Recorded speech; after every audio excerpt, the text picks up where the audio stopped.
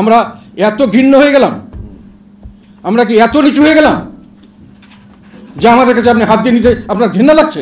অন্তর্বর্তীকালীন সরকার নিজেই একটি দল গঠন করছেন বলে আমরা বুঝতে পারছি। সরকারের থেকে তারা মন্ত্রী হয়ে তারা দল গঠন করার চেষ্টা করছেন। দেশের অর্ধেক লোককে আপনি নির্বাচনী প্রসেসের বাইরে রাখলেন, আপনি রাষ্ট্রের সমস্ত কর্মকাণ্ড থেকে বাইরে রাখলেন।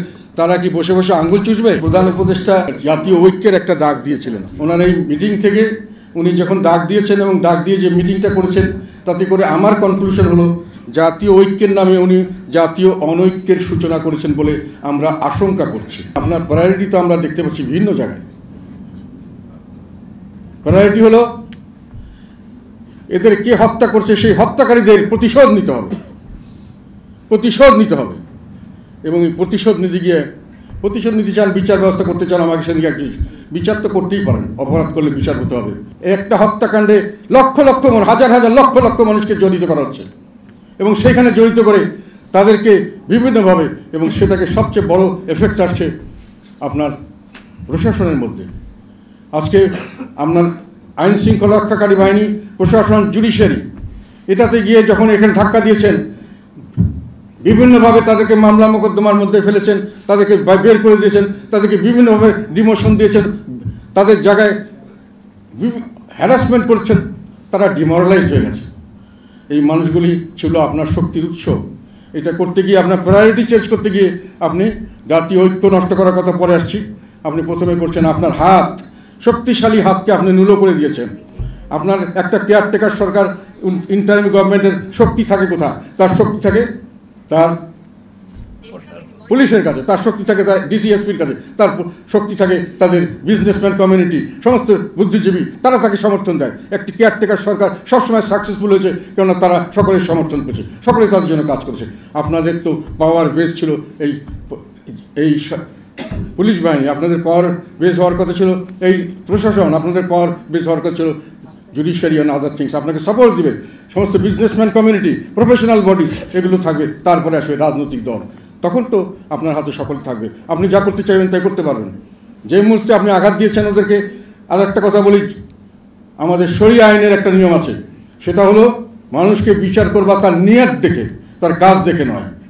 একটা পুলিশের প্রশাসনে চাকরি করে আমাদের মিডল ক্লাস লোক বা মধ্যবিত্ত বা গরিব শ্রেণীর লোক বা নিম্ন মধ্যবিত্ত, তারা চাকরি করে, তাদের বউ ছেলে পেলে, শ্বশুর শাশুড়ি, তাদের মা বাবাকে তাদের অনেক সময় সাপোর্ট করতে হয়, অনেক গরিব মানুষকে আত্মীয়কে সাপোর্ট করতে হয়। তারা চাকরিটা দরকার, তারা যে গভর্নমেন্ট আসবে তাকেই সাপোর্ট করবে। তারা শেখ হাসিনাকে সাপোর্ট করেছে, সে চাকরি বাঁচানোর জন্য অনেক সময় করছে, ইচ্ছা করে শেখ হাসিনা অপকর্মের মধ্যে তারা জড়িত হয়েছে, এটা নাও হতে পারে। তো আপনি সবাইকে ঢালাওভাবে সবাইকে ধরে নিলেন এবং সবাইকে আপনি শত্রু বানালেন, অনেক লোককে বাদ দিলেন, এবং তারপরে আপনি পাওয়ার বেজের জন্য ওই লোকগুলিকে ফিল আপ করার যে পরিস্থিতি পরিবেশ হলো, দুটি প্রধান রাজনৈতিক দল ঝটঝট করে ওখানে আপনি তাদের কাছে চাইলেন, তারা ঢুকিয়ে দিল। জুডিশিয়ারি এবং পুলিশ এবং অ্যাডমিনিস্ট্রেশন দলীয়করণ হয়ে গেল। এখন একদিকে ডিমোরালাইজড, একদিকে দলীয়করণ। তারা আপনার কথা এখন শুনছে না, তারা এখন কেয়ারটেকার ইন্টারিম গভর্নমেন্টের অর্ডারের চেয়ে তারা একটা দেখছে তারা যাদের দ্বারা দলের সঙ্গে সম্পৃক্ত সেটার কাছে। বাকি পুলিশে অ্যাডমিনিস্ট্রেশন তারা সব চুপ করে বসে আছে, তারা ভয় আছে কোথায় কি করব, কোথায় আবার কোথায় ফাঁসবো। সেই অ্যাডমিনিস্ট্রেশন নিয়ে আপনি কিভাবে এফেক্টিভ কন্ট্রোল করবেন, আপনার প্রায়োরিটি চেঞ্জ করে কিভাবে আপনি সামনে নির্বাচন করবেন, কিভাবে আপনি এইগুলি করবেন, আপনার সংস্কার করবেন, রাষ্ট্র সংস্কার করবেন। আপনার প্রায়োরিটি যখন চেঞ্জ করে ফেলেছেন, এখন অনেকটা ক্ষেত্রে আমার মনে হয়, এটা আমার ধারণা, ভুল হতে পারে, আমি অনেক ক্ষুদ্র মানুষ, তারা অনেক জ্ঞানীগুণী মানুষ, তারা জিম্মি হয়ে গেছে শক্তিশালী রাজনৈতিক দলগুলির কাছে, ওনারা জিম্মি হয়ে গেছেন। এখন ওনাদের পাওয়ার বেস হয়ে গেছে তাদের ফলে তাদের নিজস্ব ইচ্ছা শক্তি যতই থাক, তাদের নিজস্ব যতই ধ্যান ধারণা ভালো থাক, তারা সেটাকে করতে পারছে না। লাস্ট ছিল একটাই, আমি যত রকম ব্যবসায়ী সমাজ দেখেছি, আমি অনেক জনের সঙ্গে অনেকভাবে মিশি, আমি মন্ত্রী ছিলাম অনেকখানে যাই, যত প্রফেশনাল বডিজ দেখেছি, বিজনেসম্যান কমিউনিটি, যত রকম বিভিন্ন জায়গা আছে, যত ধরনের কমিউনিটি আছে, সবাইকে আমি বিরাটভাবে দুর্দশাগ্রস্ত, চিন্তিত এবং মনোবলহীনভাবে দেখেছি, যেগুলো ওনার পাশে দাঁড়িয়ে দেশকে এগিয়ে নিয়ে যাওয়ার জন্য ওনাদেরকে সমর্থন করবেন। আর লাস্টে এসে হাত দিলেন রাজনৈতিক দল, যেগুলো আগ বাড়িয়ে আমরা সমর্থন দেওয়ার জন্য সর্বাত্মক সমর্থন জন্য প্রস্তুত ছিলাম, সেই সমর্থন আপনারা নিজে পদদলিত করলেন আমাদেরকে।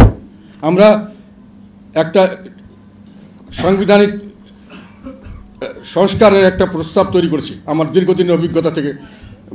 বিভিন্ন জায়গায় কাজ করার জন্য আমি মনে করি দেশের জন্য কাজে লাগতে পারে। আমি কিন্তু এটা তত্ত্বাবধায়ক ইন্টারিম গভর্নমেন্টের জন্যই করেছি তা নয়, আমি করেছি জনগণের জন্য, আমি করেছি সামনের যে রাজনৈতিক দলগুলির জন্য, সামনের দিকে এটা লাগতে পারে এই জন্য করেছি।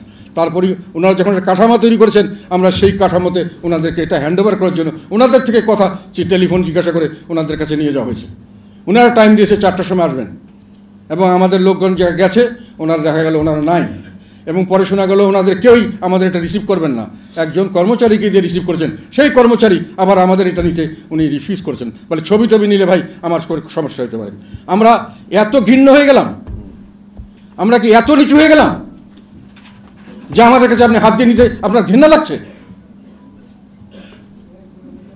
ঘৃণা সবসময় ঘৃণার জন্ম দেয়। সেই জন্য বলছি যে লাস্ট ছিল পলিটিক্যাল একটা চাপ আপনাদের মাধ্যমে, আপনারা আমাদের ভাবে ব্যবহার করে আপনারা নিজেদের যে কাজগুলি, আপনারা সবাই ভালো মানুষ আমি জানি, ভালো কাজ করতে চাচ্ছেন, কিন্তু ভালো কাজ করার জন্য যে আপনার সমর্থন দরকার, যে শক্তি দরকার, তার জন্য যে সেটা আপনার প্রশাসনকেও আপনারা নোংরা করে ফেলেছেন, পুলিশকে নোংরা করে ফেলেছেন, জুডিশিয়ারি আপনাদের কোনো কন্ট্রোলে আছে বলে মনে হচ্ছে না, কোনো কিছু কন্ট্রোল থাকার কথা নয়। তারা অ্যাটলিস্ট একটা আপনাদের মনোবৃত্তির সঙ্গে ভাব মিলিয়ে চলবে। বুদ্ধিজীবী সমাজ, প্লেয়ার সব ছোট ছোট কাজের জন্য বিভিন্নভাবে মানুষকে নির্যাতন করা হচ্ছে, বিভিন্নভাবে মানুষকে দূরে সরে দেওয়া হচ্ছে, বিভিন্নভাবে মানুষকে ঘৃণা দেখানো হচ্ছে, মানুষকে পথে ঘাটে ধরে নির্যাতন করা হচ্ছে, অত্যাচার করা হচ্ছে। এইভাবে করে আপনারা জাতীয় ঐক্য করবেন, এইভাবে করে আপনারা আপনার রাষ্ট্র সংস্কার করবেন, নির্বাচন করবেন। এখন নির্বাচনে যদি আপনার সময় সব কিছু বাদ দিলাম, নির্বাচনে প্রথম কথা হলো অন্তর্বর্তীকালীন সরকার নিজেই একটি দল গঠন করছেন বলে আমরা বুঝতে পারছি। সরকারের থেকে তারা মন্ত্রী হয়ে তারা দল গঠন করার চেষ্টা করছেন। তাহলে তত্ত্বাবধায়ক সরকার ব্যবস্থা তো আসলেই ওই জন্য যে কিংস পার্টি থাকবে না, যেটা ওটা হলে লেভেল প্লেইং ফিল্ড হয়। তারপরে আপনি আসেন অ্যাডমিনিস্ট্রেশনে, ডিসিএসপি তারা তো কার কথায় চলছে? আপনার পুলিশ অ্যাডমিনিস্ট্রেশন কার কথায় চলছে? এখানে আমাদের লোকরা ইলেকশনে ভোট দিতে পারবে কি পারবে না? আমাদের কর্মীরা দাঁড়াতে পারবে কি পারবে না? তাদেরকে মামলা মোকদ্দমা দিয়ে এখনই জেলখানায় ঢুকিয়ে দেওয়া হবে না? সেই পরিস্থিতি পরিবেশে এসে সত্যিকার অর্থে নির্বাচন যদি আপনারা আবার আওয়ামী লীগের মতোই করতে চান, একতরফা নির্বাচন, ওই কয়েকটা দল নিয়ে, তারপরে আবার ওটা থেকে 2/3 মেজরিটি করে সব পাশ করিয়ে নিলেন, সব কিছু সংস্কার হয়ে গেল, এই ধরনের সংস্কার কি টেকসই হবে? এই ধরনের সংস্কারে কি রাষ্ট্র এগিয়ে যাবে? অস্থিরতা কি থামবে? দেশের অর্ধেক লোককে আপনি নির্বাচনী প্রসেসের বাইরে রাখলেন, আপনি রাষ্ট্রের সমস্ত কর্মকাণ্ড থেকে বাইরে রাখলেন, তারা কি বসে বসে আঙ্গুল চুষবে? দেশে তো অরাজকতা, যেটাই বলেন না কেন, অস্থিরতা, এইটা তো বীজ বপন হয়ে গেল। বিভিন্নভাবে এই অত্যাচার অনাচার চলছে।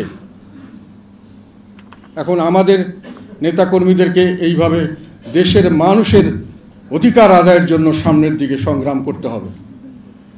আমরা চাই যে সকল মানুষ, এখানে যদি নির্বাচন হয় সকলের পার্টিসিপেশন দরকার আছে। আপনি যতই বলেন আর না বলেন, ওই একতরফা নির্বাচন করে শেখ হাসিনার দেশে একটা হাস্যকর নির্বাচন করেছিলেন, যার জন্যই তাকে এত আমরা হেয় মনে করছি, যার জন্যই তাকে এত নিন্দা। এখন আবার আপনারা সেই একই জিনিস করবেন, সেইভাবেই করতে চাচ্ছেন। This is very unfortunate. সকল দলের অংশগ্রহণে একটি নির্বাচন আমরা চাই, এবং সেই নির্বাচন হতে হবে অবাধ, সুষ্ঠু, নিরপেক্ষ, অন্তর্ভুক্তিমূলক নির্বাচন। যে কোনো লোক দাঁড়াবে, যে কোনো লোক সেখানে ভোট দিতে যাবে, কোনো বাধাপত্তি থাকবে না, রেজাল্ট সঠিকভাবে প্রমাণ হতে হবে। সেই নির্বাচনের আমরা দাবি করি। পরবর্তীকালে রাষ্ট্র সংস্কারের জন্য পার্লামেন্ট বসবে, সেখানে আমরা সংস্কার, আপনি প্রস্তাব দিতে পারেন, আমরা প্রস্তাব নিয়ে আসবো, এবং যেটা জনগণ গ্রহণ করবে সেভাবেই চালু থাকবে। সেইভাবে আমরা দেশকে এগিয়ে নিয়ে যেতে চাই।